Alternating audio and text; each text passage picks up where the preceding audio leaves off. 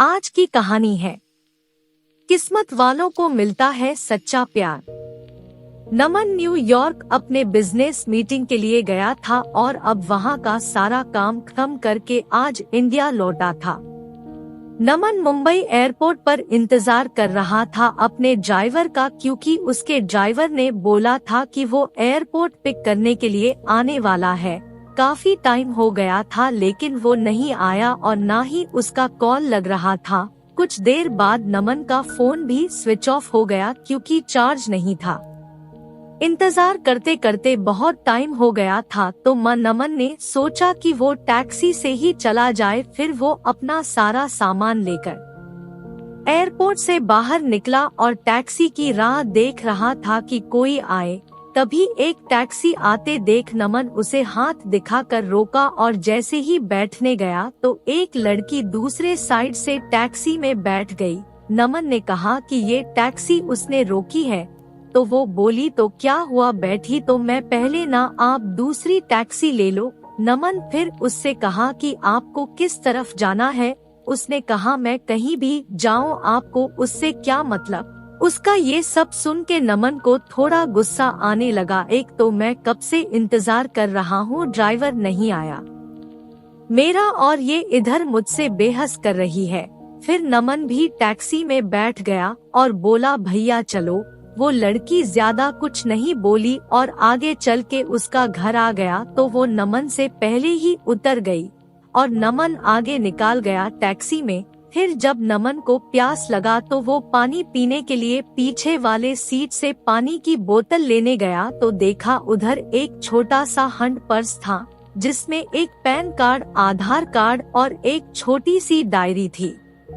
वो पर्स उस लड़की का था। नमन ने ड्राइवर को बोला कि देखो ये उस लड़की का पर्स इधर छूट गया है, तुम इससे पुलिस स्टेशन में जाके जमा कर देना। फिर वो ड्राइवर बोलने लगा कि नहीं साहब, मैं नहीं पढ़ना चाहता, ये पुलिस के चक्कर में वो 10 सवाल पूछते हैं, बार बार पुलिस स्टेशन बुलाते हैं। मैं ठहरा एक ड्राइवर, दिन भर गाड़ी चला के कुछ पैसे कमाता हूँ, अगर पुलिस स्टेशन के ही चक्कर काटते रह गया तो खाऊंगा क्या। साहब ये काम आप ही कर दो, आप पुलिस स्टेशन जाके जमा कर देना। फिर नमन ने सोचा ठीक है, मैं एक जिम्मेदार नागरिक होने के कारण ये तो कर ही सकता हूँ, और फिर नमन का घर आ गया। नमन ड्राइवर को उसका भाड़ा देकर उतर गया। नमन के घर में नमन अलावा उसके मम्मी पापा रहते हैं। नमन उनसे मिला, उनका हाल चाल लिया और पूछा कि ड्राइवर आया क्यों नहीं एयरपोर्ट पर मुझे लेने। तो माँ ने बताया कि रास्ते में गाड़ी खराब हो गई तो उसने तुम्हें कॉल किया, लेकिन तुम्हारा फोन ऑफ था तो उसने घर पर कॉल करके बताया कि वो गाड़ी ठीक करवाने के लिए जा रहा है। नमन ने कहा ठीक है और अपने कमरे में चला गया आराम करने।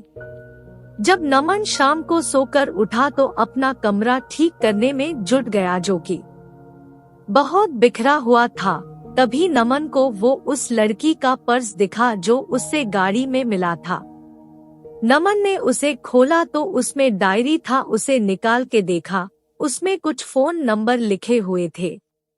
उसमें एक नाम था नीतू। नमन ने उस नंबर पर कॉल किया और उससे बोला कि मुझे एक पर्स मिला गाड़ी में जिसमें ये डायरी है, उसमें तुम्हारा नाम है और एक पैन कार्ड और आधार कार्ड भी है। उसने पूछा कि आधार कार्ड पर नाम क्या है। नमन आधार कार्ड पर देखा और बोला अनीशा। तो सामने से वो लड़की बोली हाँ ये मेरी दोस्त का पर्स है, वो मुझे बोली थी कि उसका पर्स कहीं खो गया है, मैं उसे बता देती हूँ और आपका नंबर भी दे देती हूँ, वो आपको कॉल कर लेगी। नमन ने कहा ठीक है। थोड़ी देर बाद एक नंबर से कॉल आता है। फोन उठाते ही सामने से एक लड़की बोलती है मेरा पर्स आपके पास है। नमन ने कहा आप कौन? तो वो बोली वही जिसका पर्स आपके पास है, जिसमें मेरा कुछ बहुत जरूरी सामान है। नमन ने कहा हाँ मेरे पास है, तुम उसे टैक्सी में भूल गई थी। वो बोली हाँ, कल आप मुझे डेली कैफ में मिलकर उसे लौटा सकते हैं। मैंने कहा हाँ। वो थैंक यू बोलकर कॉल रख दी। अगले दिन नमन कैफे गया उसका पर्स लौटाने के लिए। नमन सही टाइम पर पहुंचा था, लेकिन अनीशा लेट थी। नमन रुका था उसके लिए। कुछ देर बाद वो आई। आज वो बिल्कुल अलग ही लग रही थी कल से। उसके लंबे घने बाल थे जो खुले हुए थे। उसने सफेद और नीले रंग का सलवार कुर्ता पहना था। कानों में सुंदर से झुमके भी थे। नमन उसे बस देखता ही रह गया। वो धीरे धीरे नमन की तरफ चली जा रही थी। नमन का ध्यान ही नहीं था, वो बस उसे देखे जा रहा था। फिर वो बोली, हेलो, ध्यान कहाँ है आपका? मैं कुछ पूछ रही हूँ। तो नमन जल्दी से उठ गया और बोला, हाँ आओ, मैं तुम्हारा ही वेट कर रहा था। वो बोली, हाँ सॉरी, मुझे थोड़ा लेट हो गया। नमन बोला, कोई नहीं, ठीक है। फिर नमन ने कहा, कॉफी? वो बोली, सॉरी अभी नहीं, मैं थोड़ी जल्दी में हूँ। आप मेरा पर्स दे दो, मुझे जाना है। नमन ने कहा, हाँ दे दूंगा, थोड़ा बैठ के कुछ बात तो कर ही सकते हैं। वो बोली, जरूर, लेकिन आज नहीं, फिर कभी। मैंने कहा, ठीक है, लेकिन याद रखना अपनी बात, अगली बार साथ में बैठ के कॉफी पीना पड़ेगा। फिर मत कहना आज भी जल्दी में हूँ। वो बोली, हाँ ठीक है, अब मेरा पर्स दे दो। नमन ने उसका पर्स दे दिया और बोला, मैं तुम्हें कॉल कर सकता हूँ ना अगली बार मिलने के लिए? वो बोली, हाँ, और चली गई। नमन कुछ देर वहाँ रुका और फिर ऑफिस चला गया। नमन पूरी रात अनीशा के बारे में ही सोचता रहा। नमन उसे भूल ही नहीं पा रहा था। नमन को उसकी एक बात याद आ रही थी। अगले दिन नमन के कुछ दोस्त मिले और वो उसे बोलने लगे कि चल आज पार्टी करते हैं, बहुत दिन हो गए हैं, हम दोस्तों ने साथ में पार्टी नहीं किया है। नमन ने कहा, ठीक है, सब चल रहे हैं तो मैं भी चलता हूँ। फिर वो 5 दोस्त एक क्लब में गए। सब वहाँ बहुत नाचे साथ में, फिर थोड़ा ड्रिंक भी किया। तभी नमन की नजर एक लड़की पर गई जो लगातार बहुत ड्रिंक कर रही थी। नमन ने ध्यान से देखा तो वो और कोई नहीं, अनीशा थी। आज वो बहुत ही अलग लग रही थी। कहाँ उस दिन जब वो नमन से मिली थी तो सलवार कुर्ते में आई थी और आज वो शॉर्ट स्कर्ट और टॉप में है और ड्रिंक कर रही है। नमन तो बिल्कुल ही चौंक गया उसे देखकर। नमन उसके पास जा ही रहा था उससे बात करने के लिए कि तब तक उसके दोस्त उसका हाथ पकड़ा कर डांस करने के लिए लेकर गए। नमन की नजर अनीशा पर ही थी, लेकिन थोड़ी ही देर में वो वहाँ से कहीं चली गई। घर जाकर नमन उसे कॉल किया, वो कॉल भी नहीं उठा रही थी। नमन उसे बहुत बार कॉल किया, लेकिन उसने नमन का एक भी कॉल का जवाब नहीं दिया। अगले दिन फिर नमन उसी टाइम पर क्लब गया ताकि अगर वो आज आई तो वो उधर ही उससे पूछ लेगा।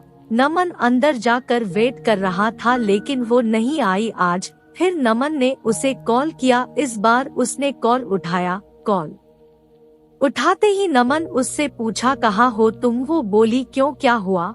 मैंने उससे बोला कि कल मैंने तुम्हें क्लब में देखा था, तुम हद से ज्यादा ड्रिंक कर रही थी, क्या हुआ है? तुम्हें कोई किसी बात का टेंशन है क्या? वो बोली, नहीं, और कॉल कट कर दी। नमन फिर उसे कॉल लगाया तो उसने कॉल नहीं उठाया। इस बार नमन वहाँ से घर चला गया। घर आकर उसने अनीशा को मैसेज किया कि अगर तुम्हें कोई किसी बात का टेंशन है तो मुझे बता सकती हो। उसका कोई रिप्लाई नहीं आया। 2-3 दिन हो चुके थे, अभी तक अनीशा ने कुछ नहीं कहा था। नमन फिर अनीशा को कॉल किया।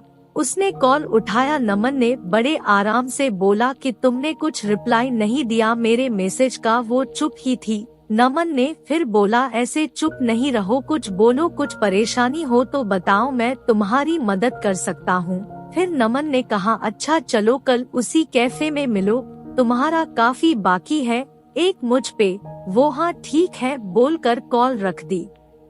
नमन बड़ी बेचैनी से कल का इंतजार कर रहा था।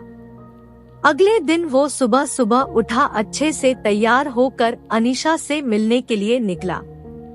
आज नमन खुद टाइम से पहले आकर इंतजार कर रहा था।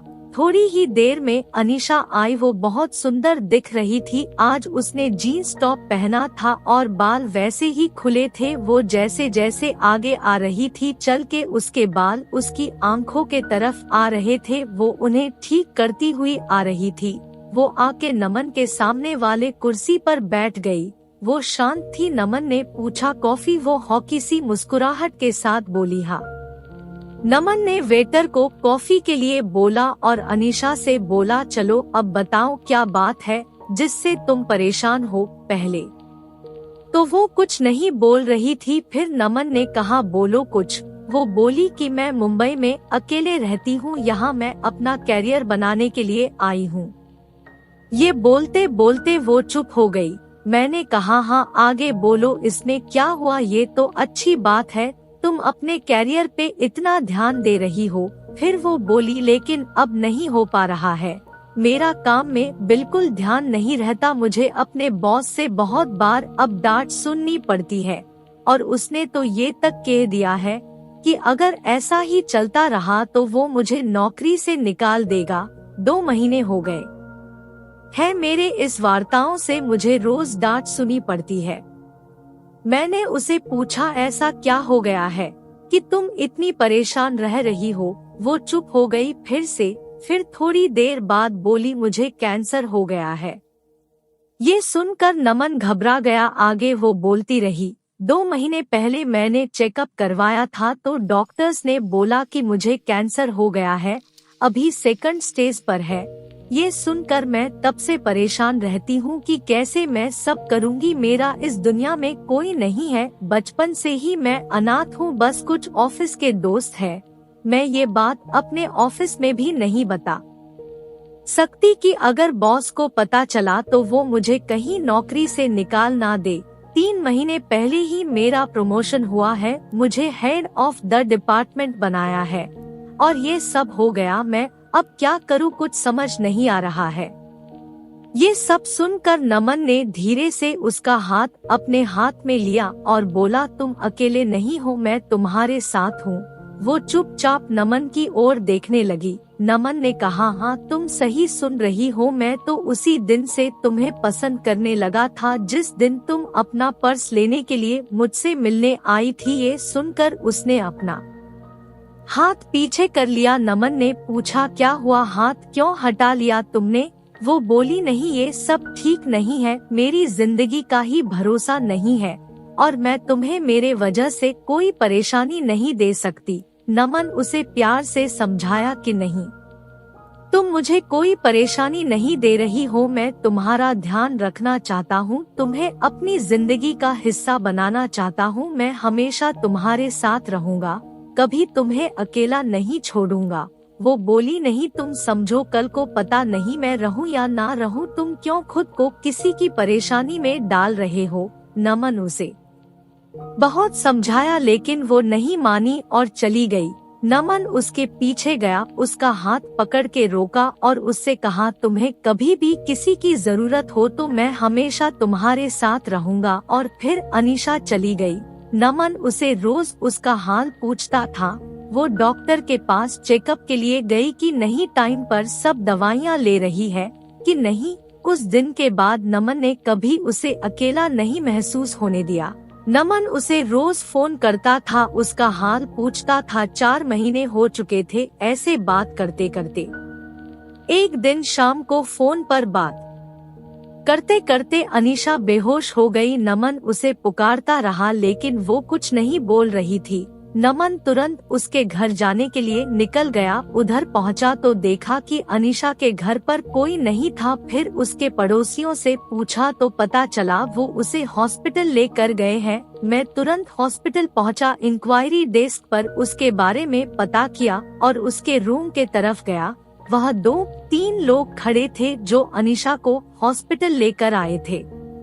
नमन उनसे पूछा कि क्या हुआ अनीशा को, तो वो बोले कि अनीशा अपने घर में बेहोश होके गिर गई थी। वो तो उसके घर का दरवाजा थोड़ा खुला था तो एक बच्चे को बॉल खेलते खेलते उसके घर में चला गई तो हमने जाकर देखा ये बेहोश पड़ी थी। अनीशा अकेले रहती है यह, तो हम उससे हॉस्पिटल लेकर आए। तभी आईसीयू से एक डॉक्टर बाहर आए और बोले अनीशा की हालत खराब है, हमें उसका ऑपरेशन करना पड़ेगा। नमन ने पूछा ऑपरेशन के बाद अनीशा बिल्कुल ठीक हो जाएगी ना? डॉक्टर ने कहा अभी कुछ बोल नहीं सकते, नमन ने कहा, डॉक्टर आप ऑपरेशन की तैयारी कर लीजिए और पैसे की कोई फिक्र ना करें। ये सुनकर डॉक्टर चले गए। पूरे 5 घंटे बाद ऑपरेशन रूम से डॉक्टर बाहर आए। नमन जल्दी से डॉक्टर के पास गया और पूछा, अनीशा कैसी है? डॉक्टर ने कहा, ऑपरेशन सक्सेसफुल हुआ, घबराने की बात नहीं है कुछ। नमन के जान में जान आई। उसने पूछा, क्या मैं अनीशा से मिल सकता हूँ? डॉक्टर ने कहा, अभी नहीं, कुछ देर बाद। नमन ने कहा, ठीक है। फिर नमन बाद में अनीशा से मिला। वो नमन को देखकर रोने लगी। नमन उसके पास बैठा था। उसने कहा कि बोला था मैं हमेशा तुम्हारे साथ रहूंगा। ये सुनकर अनीशा और रोने लगी। नमन उसे चुप कराए और कहा, अभी अभी तुम्हारा ऑपरेशन हुआ है, ऐसे में तुम्हें रोना नहीं चाहिए।